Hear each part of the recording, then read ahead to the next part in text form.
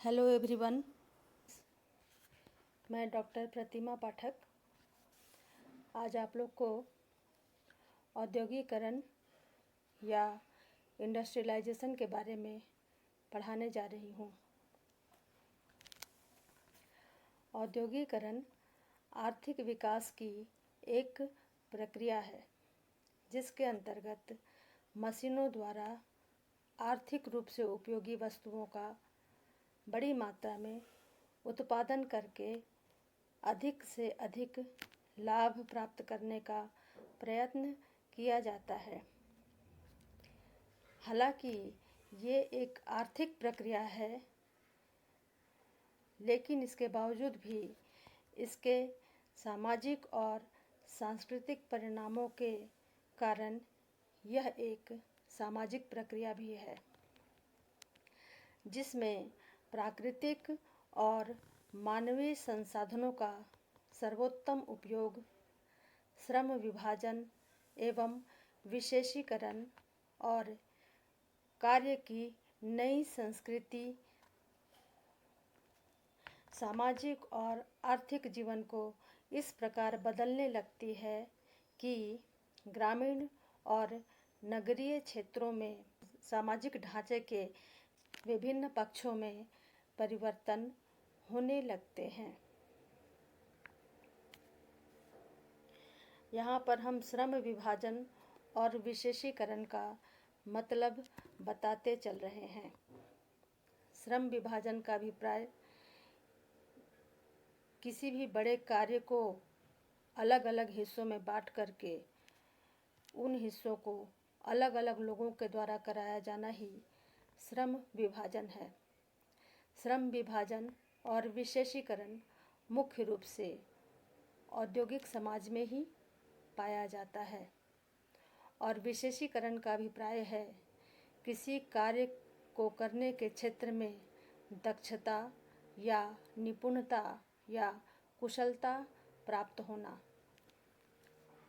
तो औद्योगिक समाज में ही श्रम विभाजन और विशेषीकरण पाया जाता है, क्योंकि उद्योगों में जो कार्य किए जाते हैं, वस्तुओं का उत्पादन किया जाता है, वो विभिन्न चरणों से होकर गुजरता है। तो अलग अलग चरणों में काम करने के लिए अलग अलग श्रमिकों और अलग अलग काम करने वालों की आवश्यकता होती है, जो सिर्फ अपने हिस्से के काम को करते हैं और उसके आगे के हिस्से के काम को करने के लिए किसी और लोगों को सौंपा जाता है। तो इस तरह से उत्पादन का काम एक बहुत बड़ा काम है, जिसको कि अलग अलग हिस्सों में अलग अलग श्रमिकों के द्वारा करवाया जाता है। यही श्रम विभाजन है। और जब एक व्यक्ति सिर्फ अपने थोड़े से काम को ही बराबर हमेशा करते रहेगा, तो धीरे धीरे क्या होता है कि उस काम को करने में वो सिद्धहस्त हो जाता है, उसकी स्पीड बढ़ जाती है उस काम को करने के लिए। जब एक ही काम को आप बार बार करेंगे तो एक्सपर्ट हो जाते हैं आप उस काम करने के लिए। तो इस प्रकार यही विशेषीकरण भी है। विशेषीकरण दो तरीके से आता है। एक तो है कि हम किसी चीज़ का एजुकेशन ही विशेष रूप से लें कि हमें उसमें दक्षता मिले, और दूसरा होता है कि कार्य को निरंतर करते रहने से भी हम उसमें दक्ष हो जाते हैं या हमारा काम विशेषीकृत हो जाता है। तो हमें देखना है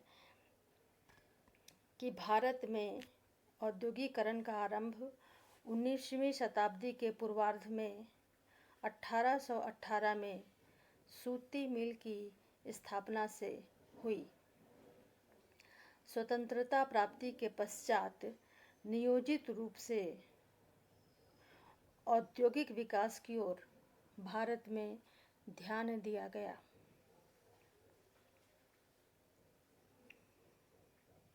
तो अब ये देखना है कि भारतीय समाज पर औद्योगिकरण के किस तरह के प्रभाव पड़े। तो पहला है सामाजिक संरचना में परिवर्तन। औद्योगिकरण ने भारतीय समाज की परंपरागत सामाजिक व्यवस्था, सामाजिक संस्थाओं, सामाजिक मूल्यों में व्यापक परिवर्तन किए। इनमें संयुक्त परिवारों का विघटन, जाति व्यवस्था का प्रभाव घटा, सामाजिक नियंत्रण की व्यवस्था में परिवर्तन आया और सामाजिक मनोवृत्तियों में परिवर्तन हुआ।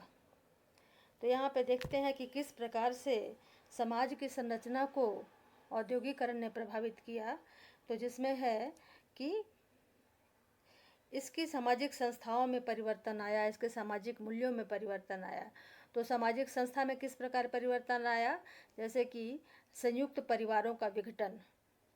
तो भारत में संयुक्त परिवार बहुत ही महत्वपूर्ण स्थिति में हमेशा से रही है, लेकिन औद्योगिकरण के कारण क्या हुआ कि जो ग्रामीण गांवों में संयुक्त परिवार हुआ करते थे, उसके कुछ व्यक्ति जो है वो उद्योग की ओर पलायन करने लगे अपने रोजगार पाने के लिए।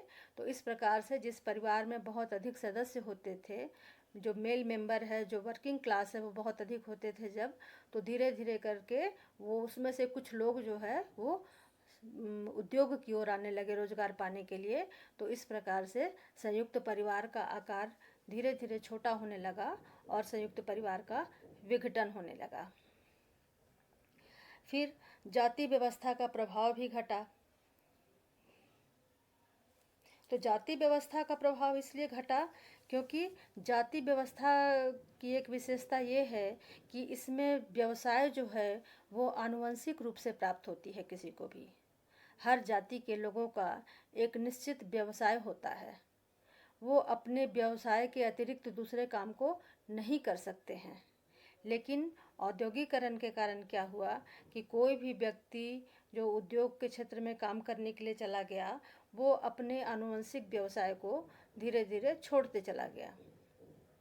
उदाहरण के तौर पर अगर कोई ब्राह्मण का बेटा है, अगर वो उद्योग में काम करने चला गया तो वो निश्चित रूप से पूजा पाठ और बाकी काम को छोड़ देगा। इसी तरह से कोई नाई या कोई कुम्हार या इस तरह से कोई जाति जो अपनी आजीविका के लिए एक खास तरह के व्यवसाय करते थे, तो वैसे लोग अगर उद्योग में काम करने चले जाते हैं तो वो लोग अपने पारंपरिक व्यवसाय को, जातिगत व्यवसाय को छोड़ देते हैं।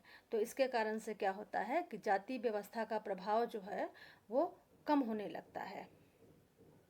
इसके बाद है सामाजिक नियंत्रण की व्यवस्था में परिवर्तन।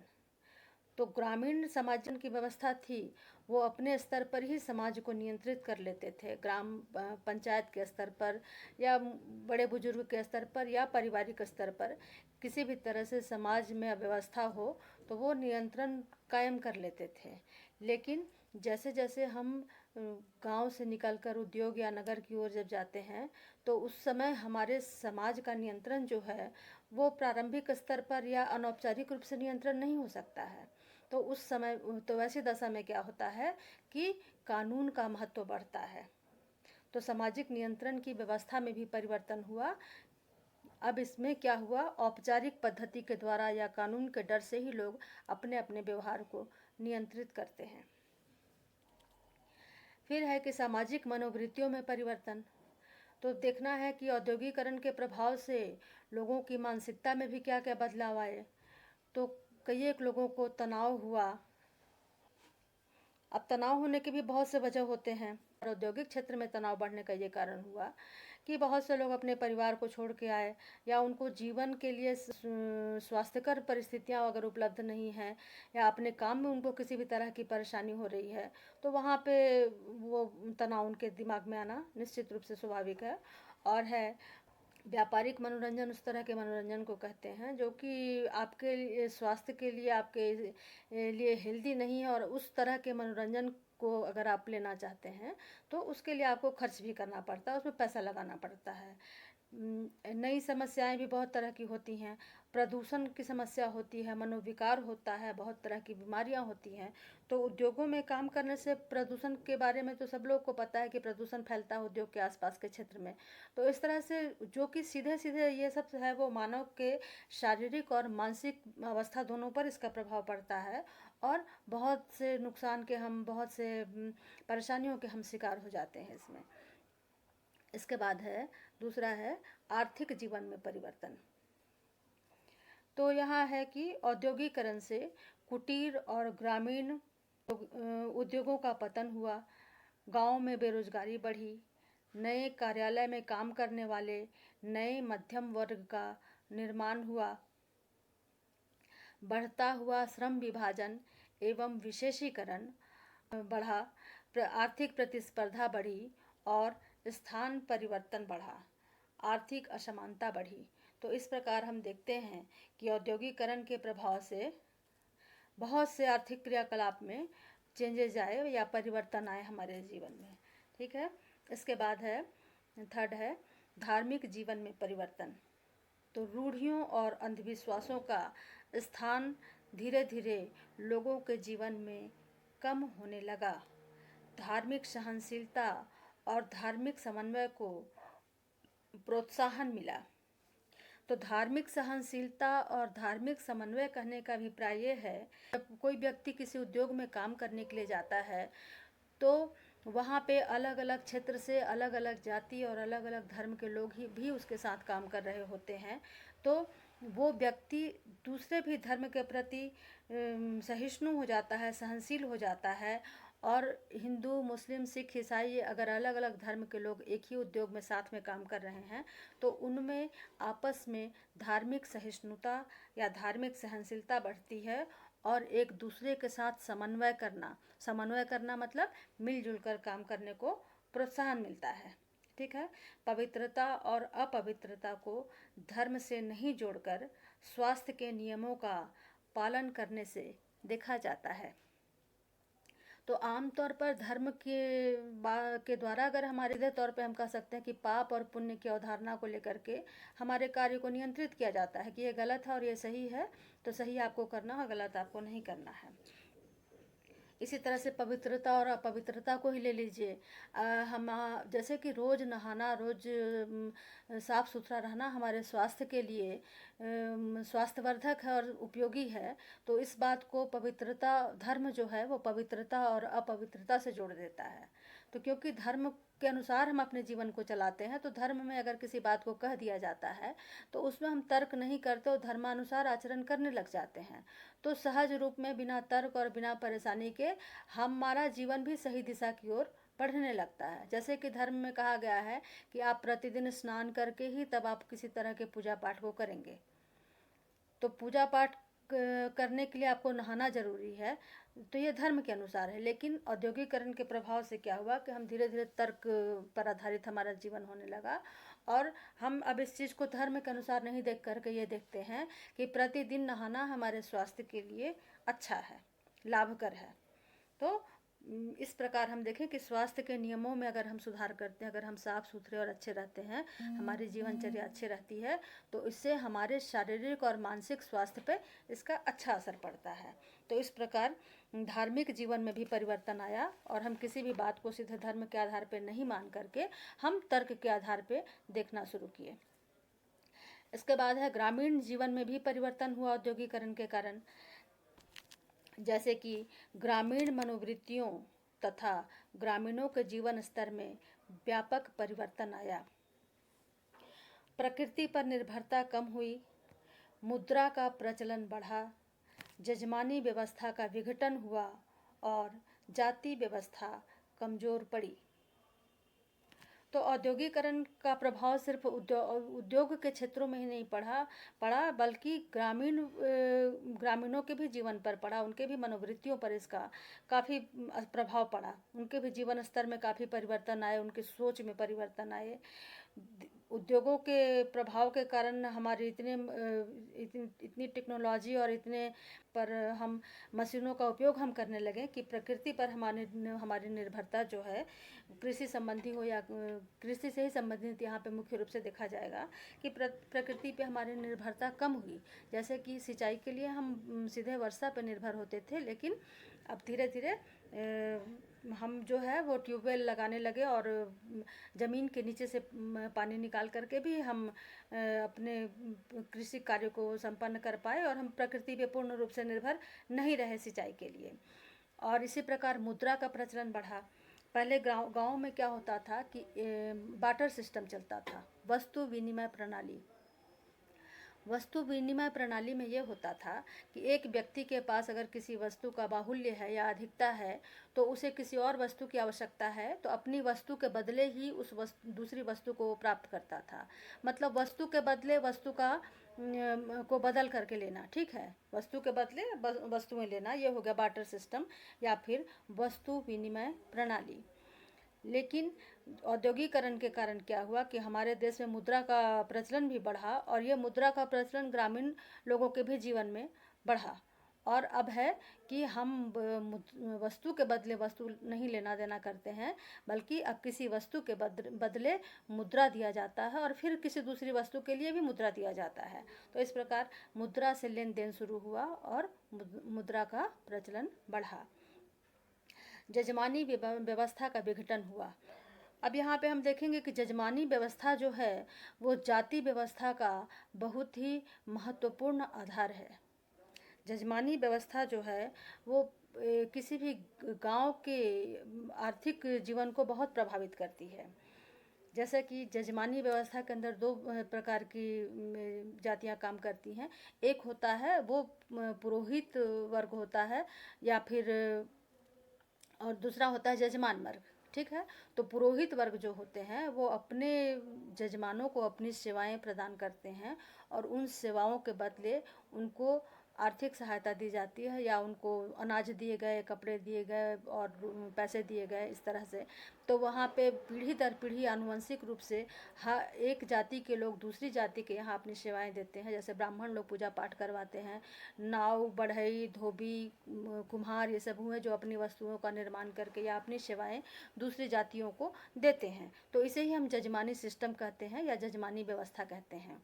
तो जैसे जैसे औद्योगिकरण का विकास हुआ उस तरह से जजमानी व्यवस्था भी उसका भी विघटन होने लगा, क्योंकि उस घर के लोग जो लोग बाहर उद्योग में काम करने चले गए वो लोग के घर में जजमानी करने वाले अपनी सेवाएं देने वाले लोग धीरे धीरे कम होने लगे और उनकी निर्भरता भी कम हो गई, आर्थिक रूप से उस परिवार की निर्भरता कम हो गई जिनके लोग बाहर काम करने गए। कि अगर वो जजमानी व्यवस्था पर उनकी निर्भरता कम हो गई कि जजमानी करके ही हम आजीविका चलाएंगे, ऐसी बात नहीं है। तो इस प्रकार से जजमानी जो है धीरे धीरे धीमा पड़ने लगा और जाति व्यवस्था पर भी इसका प्रभाव पड़ा। और जाति व्यवस्था पर प्रभाव कहने का मतलब है कि जाति व्यवस्था के कुछ नियम बहुत कठोर होते थे जो सारे जाति के लोगों को मानने पड़ते थे। जैसे सामाजिक संपर्क से संबंधित या बहुत से नियम थे जिनका मानना जरूरी था। लेकिन जब हम गांव छोड़ करके अब दूसरे जगहों पर जाते हैं तो हम अपनी जाति के बहुत सारे नियमों को वहाँ पे उसी तरह नहीं मान सकते हैं जैसे कि गांव में मानते थे। तो वहाँ पे उसमें भी परिवर्तन आया और जाति व्यवस्था जो है वो थोड़ी कमज़ोर पड़ी। इसके बाद एक और है कि श्रमिक समस्याओं में वृद्धि हुई। तो क्योंकि कोई भी उद्योग जो है वो दो तरह के पूंजी से चलता है। एक तो है कैपिटल या पैसा जो कि उसमें लगाया जाता है, और दूसरी पूंजी होती है श्रम यानी कि लेबर। तो अगर किसी भी उद्योग में सिर्फ पैसा लगाया जाए, उसमें लेबर नहीं रहेंगे, उसमें श्रमिक नहीं रहेंगे, तो वस्तुओं का उत्पादन नहीं हो सकता है। इसीलिए श्रम और पूंजी दोनों को हम पूंजी ही मान के चलते हैं। तो उद्योगों में कार्य करने के लिए बहुत से अधिक श्रमिक जो है वो वहाँ पे आते हैं, बहुत अधिक मात्रा में आते हैं और काम कर रहे होते हैं। लेकिन उनके वहाँ पे काम करने के साथ ऐसा नहीं है कि उनके जीवन में सारा सब कुछ सही हो रहा होता है। उन्हें भी बहुत तरह की श्रमिक समस्याएं होती हैं, बहुत तरह की परेशानियों का सामना करना पड़ता है।